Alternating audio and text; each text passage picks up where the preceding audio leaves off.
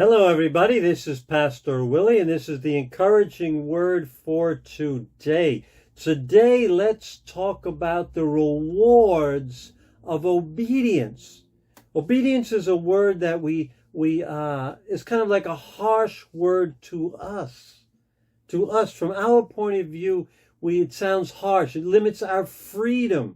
It's kind of strict. It has a strict sound to it.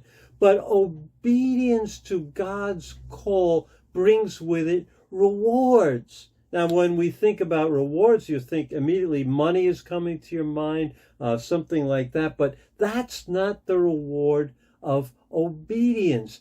Everything in the journey of faith is a matter of obedience. And God always rewards obedience. Think of the rich young ruler in Mark chapter 10. God called him. He had the call, the promise, become one of my disciples. But he told him a condition. Sell everything you have and give it to the poor, then come and follow me. There was a lack of obedience. He couldn't do it, and he went away sad. When we say no to God's call, nothing else in life will ever satisfy, and we will go away sad. We will have missed what God had for us in our life, and we will never get to see what God had promised, what God had called us to.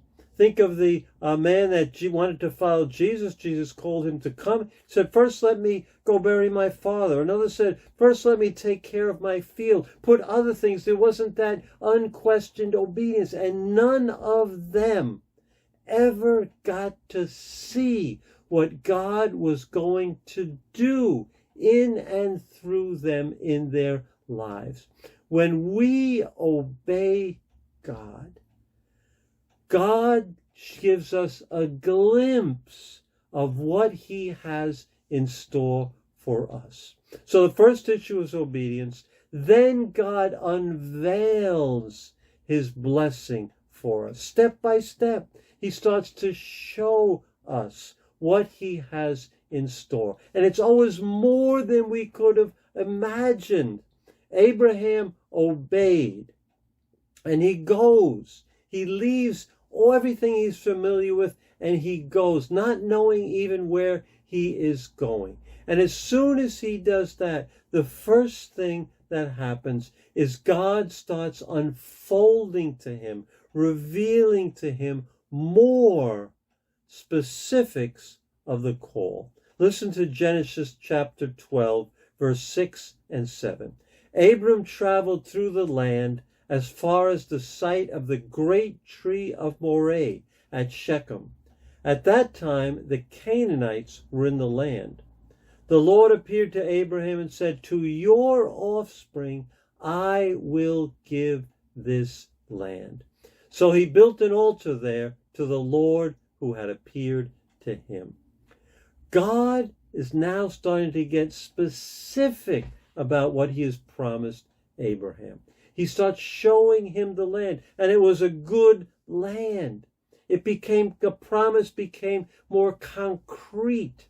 If you do not obey, it stays general, and you never get to see the steps. You never get to see what God was going to do. So the basic principle of guidance is God starts with the general, and after there is obedience, he gets specific as we journey along. And the further we journey along, the more specific it becomes. And God starts to unveil his plan, his purpose, and what he is going to do.